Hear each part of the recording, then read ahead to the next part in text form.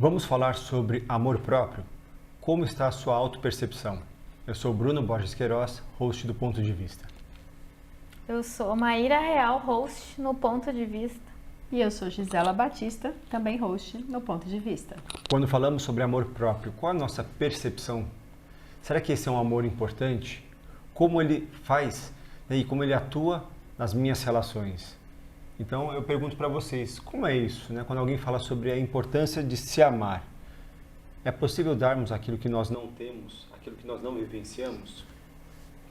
Você sabe que eu acho que não é tão simples pensar sobre isso, porque às vezes a gente acha que a gente está se amando o suficiente e aí, em mínimos detalhes você percebe que o que você está esperando é a validação do outro, é o olhar do outro, é o elogio do outro.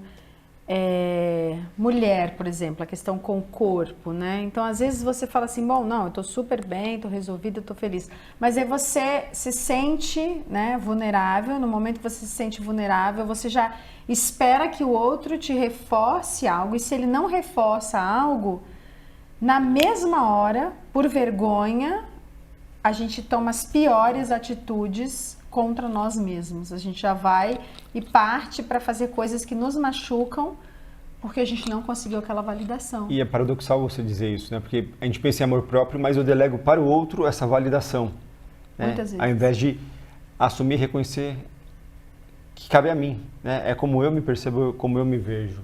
Como é isso para você, mãe? Nossa, o meu processo, né, de autoestima, ele tem, acho que dois pontos altos até então, que é o bullying que eu passei na escola. Não sabia que isso tinha afetado a minha estima, me estimar. Eu fiquei sabendo numa formação em constelação. E a minha relação com a minha mãe, meu vínculo com a minha mãe, né? Então, devido a traumas, né, que isso não é culpa da mãe, né? Constelação não culpa ninguém, mas sim é possível que seja visto a origem sistêmica de algo que dói a partir de uma constelação, né? Então, no meu caso, eu observei que tinha uma questão de movimento interrompido em relação à mãe. Então, esses dois eventos me marcaram no sentido de eu não querer aparecer, eu não me estimar. Então, foi e é um processo, né? O que constrói ou faz parte dessa nossa percepção, dessa autopercepção? Eu, durante uma época, eu tinha uma certa aversão à minha imagem no espelho. Então, eu focava muito em pentear o cabelo e me colocar assim, aparentar externamente bem, para tirar o foco do que eu estava sentindo. Então, a busca externa para não entrar em contato com o interno. E isso que você traz é muito interessante. Dessa percepção, e certamente que bullying, conflitos ou rupturas em relação às nossas origens, à nossa ancestralidade, à nossa história de vida, tira essa força dessa conexão. Como é que chega Eu isso? acho, esses dias eu estava ouvindo um podcast e a pessoa estava falando sobre a força de certas palavras e adjetivos que a gente usa nos referindo a nós mesmos, ou que são usados, né, pelos nossos pais, irmãos, no decorrer da vida, e o quanto que aquilo fica, né? Muitas vezes, ao invés de a gente falar assim, a gente faz algo errado, a gente fala, nossa, como eu sou patético. Ao invés de dizer, nossa, nesse momento eu tomei uma atitude patética, ainda que seja o mesmo adjetivo, mas eu me rotulo e eu vou pro fundo do poço. E no outro eu falo, opa, tive uma falha no julgamento, me distanciei, me desvirtuei, mas eu vou voltar, eu tenho essa plena consciência. E no fundo, esse exercício é super importante. E aí eu me peguei percebendo também como falo com os meus filhos, porque às vezes, no calor da coisa, você fala, como eu falei outro dia, você é preguiçoso. Eu falei, não. Quero te dizer que você não é preguiçoso. Está sendo. Você, neste momento, está sendo preguiçoso. Mas eu sei o quanto que você trabalha duro, o quanto que você é responsável. Então, a gente perceber isso como pai e mãe é super importante. E como ser humano, para também a gente tentar entender o seguinte, se meus pais disseram isso no calor do momento, porque eles não tinham a consciência que eu hoje tenho, então eu posso deixar isso se dissolver e entender que isso não é real, né? Para não virar uma condenação. Para não virar. Sim. Recentemente eu vi uma pessoa dizendo, Ao invés de dizer, eu estou doente, eu estou me curando. Então, Nossa. é a percepção sobre algo. Então, assim, eu foco no movimento positivo. Né? Isso é lindo, repete aí, lindo. porque isso aí precisa ficar... A pessoa está numa situação, ela fala assim, eu estou doente. Quando, na verdade, ela pode dizer, eu estou me curando. Então, ela já foca a energia e a perspectiva no outro. Né? Na cura. Na cura. E a mesma coisa é eu perceber que eu sou humano, então eu estou aprendendo. Ao invés de falar que eu estou errando, não, eu estou aprendendo. Por quê? Porque o aprender é fazer algo, a partir daquela experiência, fazer algo diferente. E se eu continuo repetindo, é porque ali existe algum ainda aprendizado. E não me condenar e não me condicionar, como você trouxe o exemplo, né, do preguiçoso, a pessoa fala, eu sou burro, né, eu só erro, eu sou um fracasso. Mas você sabe, Bruno, a gente faz isso direto. Porque eu, pelo menos, faço, né? do tipo, eu sou impulsiva. Espera, eu estou tomando uma atitude impulsiva, porque senão rotula. Mas sou esquentado, sou não sei o quê, sabe? Mas é que você tomou essa consciência, então agora mesmo que você fale novamente, você já vem aquele clique e fala, opa, eu estou nisso. Tem pessoas que ainda não tomaram essa consciência, estão não só condicionadas a isso, como condicionando as outras pessoas também. Realmente, né, a diferença do ser e do estar, né? Exatamente, faz toda a diferença. Toda a diferença. E a questão da estima, eu observo, e aí, claro, trazendo o olhar sistêmico, que ela passa muito pela estima da mãe, né? Então, esse evento que acontece na primeira infância, que eu citei de exemplo aqui, ele acaba trazendo uma dor da rejeição, da não ser vista, e aí isso se manifesta em todas as esferas depois, na infância e na vida adulta, né? Então, acredito que essa vivência, ela é muito importante em relação à estima. Não sei se vocês acham que mãe e estima têm alguma relação também. Eu vejo conexão não só com mãe e estima, mas é a conexão é algo muito mais ampliado. Né? São diferentes fatores que atuam em nós e pai e mãe também fazem parte. Né? Essa integração, esse olhar mais, essa percepção mais holística, né? Ou mais ampliada, né? de diferentes dimensões e sentidos e conexões, né, da vida. Porque às vezes eu estou honrando uma tia que não tinha, né, que não tinha autoestima boa, que, enfim, se escondia, então eu passo também a me esconder. Então, assim, claro, pai e mãe são fundamentais nessa equação, mas eu acho que às vezes a gente está honrando outras questões do nosso sistema, entendeu? Eu lembro quando eu estava na escola, eu queria ser invisível, não queria ser vista, e eu não entendia de onde isso vinha, porque na minha casa eu falava, mandava nos meus irmãos, brincava, fazia tudo, aquela coisa, né, de filha mais velha, entre aspas, que hoje eu sei que eu não sou, mas que eu achava que eu era.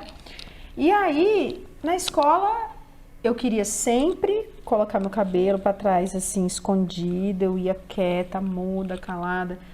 Olhando hoje, eu não tenho dúvida de que isso tem a ver com os meus irmãos não nascidos, que eu não tinha a menor consciência. Olha, então já é outro tipo de dinâmica. Então eu não me permitia, e é engraçado que eu lembro claramente um dia que eu fui fazer um trabalho à tarde na escola, eu fui com o cabelo solto, com uma roupa, não sei o quê. Tava, né, me sentindo bem, feliz, e aí uma colega chegou pra mim e falou assim, nossa, mas por que você se esconde assim durante o dia? Por que você, né, quer estar escondida e aqui agora você tá tão bonita? Ela fez um elogio, mas isso me marcou, porque eu, no alto dos meus, sei lá, 11 anos, 12 anos, eu também não sabia por quê. Então tem muitas dinâmicas que podem atuar nisso. Quando a gente pensa em autoestima, né, amor próprio, o quanto isso tem a ver com essa percepção de valor e de não se sentir, às vezes, com valor, porque ou eu não tenho uma profissão, ou eu não tenho recursos, ou eu não tenho um conhecimento. E muitas vezes isso a gente tem a questão cultural do julgamento, né, que uma pessoa que não tem cultura, que não tem recursos, ela pode ser percebida por um grupo de pessoas como com menos valor. E se eu estou nessa autopercepção de menos valor porque eu não tenho tais recursos, o quanto que isso é um condicionante e às vezes até determinante de não sucesso. Sim. Então, voltando para a questão dessa autoestima, desse amor próprio, onde está o valor? Então, às vezes a gente atribui aos outros e a gente fala, porque eu tô assim, porque eu sou vista dessa forma, por causa disso. Só que a gente se vê dessa forma. Porque assim, eu lembro, por exemplo, em algumas épocas da minha vida, quando eu não trabalhava fora, estava cuidando dos meus filhos e tudo, e eu lembro que num primeiro momento eu me sentia mal por isso e as pessoas me olhavam também com um olhar preconceituoso, mas vinha também do olhar que eu me olhava. Do lugar e que de a gente se repente coloca. teve uma mudança de chave que eu comecei a me apropriar e falar, gente, eu tô fazendo o trabalho mais lindo do mundo, que é criar seres humanos e tô feliz, e é uma escolha. E de repente eu me olhar dessa forma mudou tudo, é engraçado. O olhar das pessoas em relação a mim. E eu acho que isso serve para tudo na vida. Às vezes a gente acha... porque você vê pessoas que estão na mesma situação. São duas pessoas com situações muito parecidas. Uma super se valorizando e sendo reconhecida, e a outra se desvalorizando e não sendo reconhecida. Talvez eu quero trazer algo além. Talvez seja uma percepção distorcida de, muitas vezes, de humildade. Eu não querer aparecer como um sinal de humildade, mas na verdade é de não se valorizar. Enquanto que a outra pessoa parece mais, né? Ela está querendo se acha, querendo se mostrar, querendo aparecer, mas ela está sendo ela. Então, quando eu fiz essa pergunta, eu vejo que, e percebo que essa questão do amor próprio é muito mais em ser quem se é. É eu estar muito fiel a quem eu sou e aceitar e estar de acordo com quem e com o que eu sou. Mas às vezes vem o medo, né, Maíra? Tem aquela frase, como é que é? Prego que se destaca... Leva a martelada. Leva a martelada, não é isso? A pessoa tem medo da martelada. Com certeza. E aí a gente pensa nessa crença, né? Como esses ditados são ricos e importantes, e daria para fazer uma série de encontros sobre eles. Né? Prego que se destaca, leva a martelada. Se eu tenho essa compreensão, é o que a gente fala no outro encontro, perigo, né? Falando sobre sucesso, sobre dinheiro. Que perigo, que medo, e aí? Né? Ou seja, eu quero a vida leve, então não quero me expor. Logo, não vou levar martelada, logo estou protegido, logo estou limitado e me sentindo desvalorizado, né? Ou não valorizando os recursos e a capacidade que eu tenho. E o quanto, te ouvindo falar, me vem muito que a autoestima é eu tô bem comigo, que parece que é uma coisa até filosófica, um jargão, né? Estar bem consigo. Mas a minha experiência de estar bem comigo, ela vem, claro, das constelações, né? Porque tem pessoas que nos repelem, né? E tem pessoas que são magnéticas, né? Então, o que tem essa pessoa que ela é magnética? Eu penso, com um olhar sistêmico, que dentro dela ela não tem conflitos, né? Me parece uma compreensão. Então, eu tô bem comigo, eu vim desse lugar que eu vim, né? E eu vim desse lugar, estão todos comigo, eu tô em paz comigo. Então eu tô bem, então eu me torno agradável. É vestir bem a própria pele. O que gera admiração? Então, assim, quando vocês olham para uma pessoa, o que faz vocês admirá-la? Olha, eu acho que esse estar bem em si mesmo, eu acho que você, quando vê uma pessoa assim que se apropria do que ela é, né? Autêntica. Com humildade, com originalidade, mas é aquilo, eu sou assim, não é, né? Porque às vezes quem está ouvindo pode levar para aquele lado, a pessoa que faço do meu jeito o que eu quiser e quem quiser que me aguente, que também isso. Tem agora eu não vou me lembrar do ditado, mas também tem assim, que vai ter que me engolir. Não é isso, mas é você perceber aquela pessoa humildemente em si mesmo e conectada, para mim, assim, uma fonte de admiração muito grande, é conectada com, assim, a vida num todo, sabe? Com a espiritualidade, com aquilo que realmente é, sabe? Aquela coisa... Não sei, isso é pra mim é assim, é ver aquela pessoa íntegra, integral. Né? A presença da pessoa, né? Algo que é expansível. Eu pensei no professor Renato. Sim. O professor vai estar com a... pipocando por aqui, né? Mas... é sempre numa referência positiva e inspiradora, acredito. Mas pensando na presença dele, o quanto ela é leve, ela é marcante e a presença dele movimenta algo, né? Eu sinto pelo menos isso. Quando eu tive a oportunidade de fazer uma entrevista com ele, a gente sentou junto assim e eu sentia que eu estava recebendo algo para além do que ele falava. Sim. É sempre assim com ele. É a pessoa que cabe dentro de si. Ela não precisa se sobrepor às demais e nem se reduzir para ser aceita, para ser vista ou para se encaixar ou caber no espaço. Então, assim, quando eu me aproprio de quem eu sou plenamente e sou autêntico e sou honesto e sincero com isso, né? Isso eu vejo a autenticidade como algo admirável. Porque muitas vezes a admiração, até então, antes, eu tinha admiração pelas pessoas que tinham poder, ou pelas pessoas que ocupavam um cargo acima, ou que tinham algum tipo de poder. Aquilo me fazia brilhar os olhos porque era algo que eu queria acessar e alcançar. A partir do momento que eu fui amadurecendo, crescendo e vendo, e tratando e lidando com, me relacionando com essas pessoas, eu percebi que aquele poder, aquela capacidade, não fazia dessa pessoa uma pessoa que tivesse amor próprio, ou que ela fosse soberana e absoluta, e comecei a ver as suas fragilidades e o custo que a pessoa tinha para parecer ser o que ela não necessariamente era. E você sabe que esses dias eu ouvi no outro podcast também, algo interessante. A gente gasta muito tempo da nossa vida tentando impressionar pessoas que não são aquelas que realmente, na hora que a gente tem qualquer questão, vão estar ali. Aquelas, a gente não precisa impressionar, porque são aquelas que conhecem a nossa essência e que estão ali conectadas com a gente para a vida. Então, é muito louco pensar nisso, né? Quando a gente se percebe nisso, a gente simplesmente volta para esse lugar. E outra coisa que eu queria comentar também, enquanto a Maíra falava, era assim, é curioso perceber como que tudo depende da consciência e maturidade, né? Esse olhar para o espelho, por exemplo. Quando a gente é novo, que a gente está com colágeno em alta, que a gente não tem uma ruga, um cabelo branco, nem nada, a gente encontra milhões de coisas e às vezes não consegue nem se olhar no espelho. Então, quanto que é a consciência, a perspectiva e a visão que a gente tem pra gente mesmo que muda, e não o que a gente efetivamente entendeu? Esteticamente, o que esse corpo, né, físico que a gente tem representa. Não se trata, né, daquilo que realmente o corpo físico é o nosso olhar, talvez, que esteja mais alinhado com a nossa alma, de olhar de forma benigna e bondosa para a gente mesmo e para as nossas coisas, como a gente faz com os amigos. Porque a gente é gentil e fala, imagina, você tá ótimo, imagina, não olha para isso aqui foi só um erro pontual, e a gente não faz com a gente.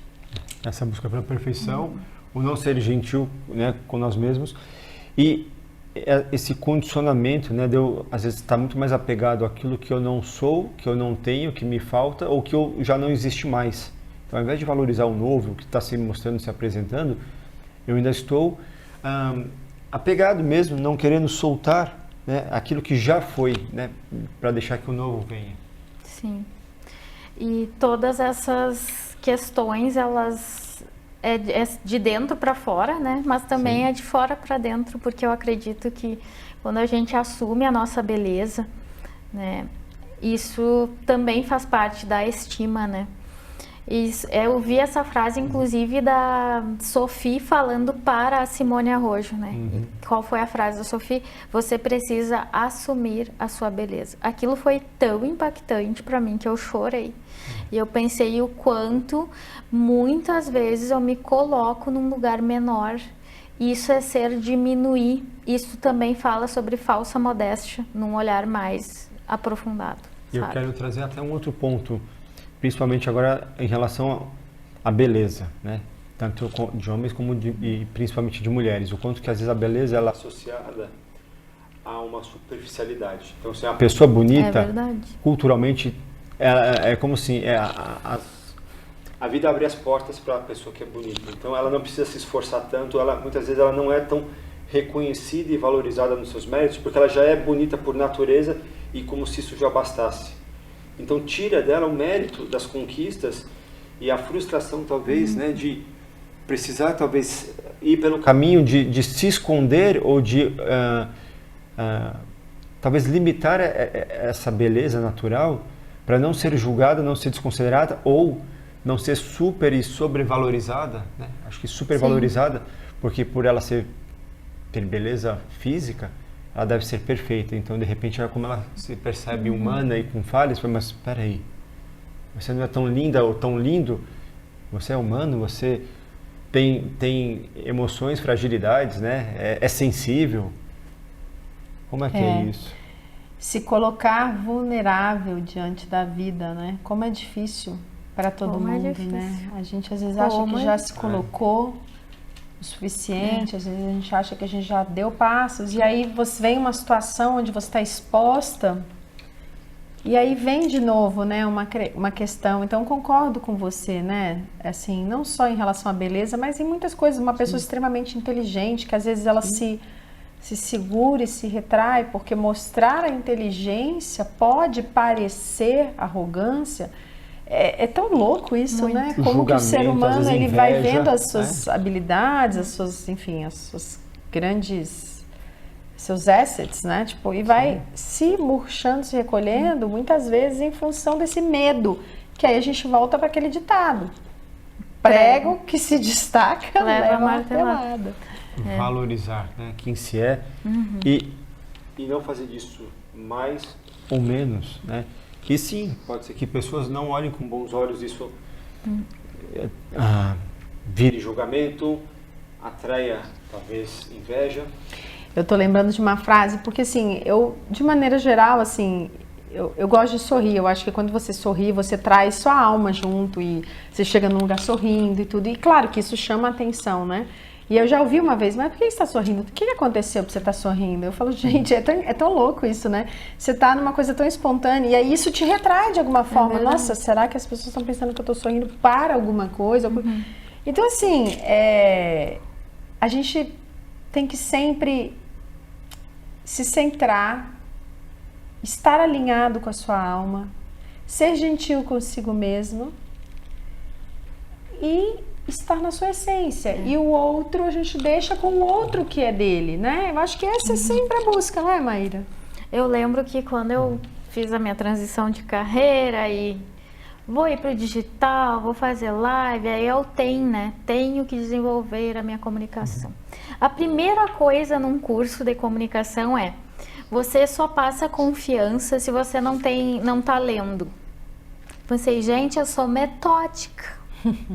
E eu sou muito dispersa. Como que eu vou na frente da câmera ainda preocupada com um negócio que eu tenho que esconder? Eu disse, não, vou fazer o contrário. Eu estou aqui, gente, porque eu preparei algo, eu não quero esquecer nenhum detalhe, mas eu vou mostrar minha fragilidade. Senão eu vou ter dois trabalhos. O trabalho de estar ali, que já vem a bagagem do bullying, que já vem milhões de informações. Ou seja, eu tô ali, mas eu tô lidando com conteúdos internos, né? E a gente quer estar ali bem, né? E eu ainda vou ter que esconder um negócio que até hoje eu vou para onde? Eu já são anos fazendo, né? E aí a prova que tá aqui também, o caderninho, disse, mas gente, é do meu ser. Eu sou uma pessoa mais introspectiva. Eu sou uma pessoa metódica. É claro que hoje são menos anotações, alguns momentos são mais, mas eu acho que tem o que é o senso, tem o que talvez seja validado, mas como que eu tô em relação a isso, sabe? Eu tô bem comigo estando aqui. Isso aí dessa verdade absoluta de que, por você ter anotação, então você não teria tanta capacidade. Domínio. Domínio e não tem nada a ver. Tem gente que não tem nenhuma anotação e está falando bobagem, né? E assim, tudo bem, eu não preciso fazer a leitura, porque aí ninguém mecânico, aguenta. né? É mecânico. Sim. Eu não preciso fazer aquela leitura integral, mas ter uma base para realmente não passar nenhum ponto, ou até por uma questão de organização, tá tudo bem. A gente sair disso, tem que ser isso ou tem que ser aquilo. Onde está escrito que é certo e errado, né? Engraçado, a gente se pauta só, o estudo tal diz isso, a lei de não sei quem diz isso. Mas, gente, às vezes é o meu jeito peculiar que vai ter audiência própria para o meu jeito. Por isso que eu gosto tanto da frase do Rumi, que diz, para além das ideias de certo e errado, existe um campo e eu me encontrarei com você lá. É nos permitirmos abrir mão dessas crenças absolutas. Tem que ser isso ou tem que ser aquilo, né? Onde está escrito? E ainda que esteja escrito, quem escreveu? E por que eu não posso fazer diferente? E o processo de cada um é o processo de cada um. Não adianta. Você pode vir sua irmã, que é da mesma família, do mesmo sistema, e fala, olha, eu vou te dar uma dica, faz assim. E você faz e aquilo não dá certo para você. E aí você vai e faz de outro jeito e aquilo...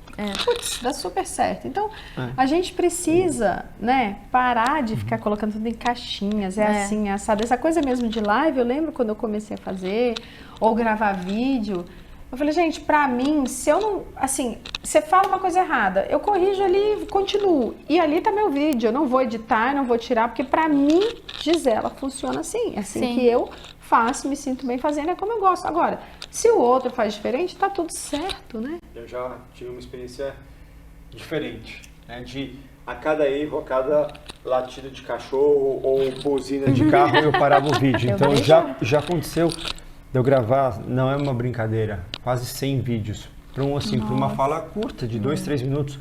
Mas assim, começa, para. E assim, a luz não tá boa. Então, é um excesso de perfeccionismo que chega uma hora que, ao invés de ser algo natural, espontâneo, vira uma pressão, tira a naturalidade. Verdade.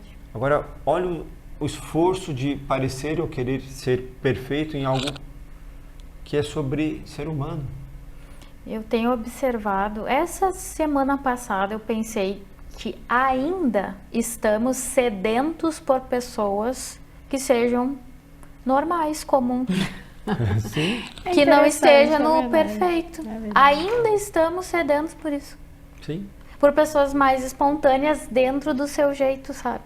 É verdade. Mas aquele condicionamento, a gente falou sobre questão do amor mágico, fantasioso, o quanto que a gente entrou numa dinâmica de crenças e de é assim ou tem que ser assim, de regras colocadas, e é aquela rodinha em que o ratinho fica preso, né? A gente entra nessa espiral, nesse movimento de perfeição, de autocobrança, de talvez essa percepção distorcida sobre si ou comparativa em que eu não sou suficiente, eu não sou tão bom, ou eu preciso disso, então agora eu começo a correr atrás de um monte de coisa, eu preciso me reinventar, eu preciso fazer um monte de coisas que não estão alinhadas com a minha alma, né, com a minha missão. Você sabe o que eu tenho feito ultimamente que eu gosto? Assim, eu converso comigo mesmo. Então eu falo, eu vou me dando parabéns por coisas que eu conquistei, que eu consegui fazer, colocar em prática, coisas mínimas, às vezes é uma besteira, mas eu falo, estou muito orgulhosa, eu estou muito feliz porque eu consegui fazer isso, porque, sabe, eu acho que ajuda essas coisas, sabe? Faça uma lista de 10 coisas que você gosta sobre você. Faz, sei lá, 5 coisas que você conseguiu colocar em prática. Porque a gente só olha as grandes, né? Verdade. Mas sabe, aquela coisa micro, assim, de tipo, nossa, acho que eu tô bebendo 1 copo de água a mais por dia. E a gente não olha, só se a gente... Então, eu comecei a fazer isso e isso foi tão bom pra mim. Porque, sabe, isso vai pro lugar que a gente tem que fazer uma live ainda, da gratidão. Porque, assim, pra mim, tudo na vida passa por esse eixo da gratidão. Quando a gente tá grato pelas mínimas coisas, a gente tá conectado, a gente tá bem, a gente tá em paz. Quando a gente não consegue enxergar para ser grato, e todos nós temos fases assim, às vezes tá correndo, não tô com essa paciência, não tô focando, e aí a gente se desconecta um pouquinho. Então, a gratidão, que é um próximo tema, mas eu só queria deixar aqui nesse tema ainda falando, acho fundamental. Então vamos fazer lista. Bora fazer lista. Bora lista. Acho que é valorizar as conquistas, independente do tamanho. Então não preciso adjetivar se são grandes, se são pequenas. É reconhecer esses passos. Eu não chamo nem de pequenos passos, são passos, né? E ter esse olhar diário, né? E se dar o direito de se perceber, de se validar, de se reconhecer e de ser grato. Sim. E não ter vergonha de ser julgado por isso, porque às vezes a gente também tem até vergonha de falar, eu sou tão orgulhosa de mim por eu estar, por exemplo, fazendo ginástica de domingo a domingo. Aí você pensa, nossa, mas será que isso vai ser recebido de que jeito? Que o outro tá pensando que é uma indireta, ou que o outro tá pensando que eu tô me gabando, né? Então assim, gente, é ser pleno dentro de si mesmo, da sua verdade, sempre com muita bondade, com um olhar ampliado e sistêmico. Então, acho que é isso, né? Sobre autoestima, amor, autoamor. É que possamos aprender a nos amar, né? E quando exercitamos o amor próprio, temos amor para oferecer. Um amor mais consciente, mais saudável, mais respeitoso. Mas tem que começar em nós. Esse é o nosso convite do dia de hoje. E se vocês tiverem novos temas, quiserem compartilhar algo, manifestem-se nas nossas redes, né? YouTube, Spotify, Instagram, e ficamos à disposição e seguimos aí até o nosso próximo encontro. Até mais, Sim, gratidão e até mais.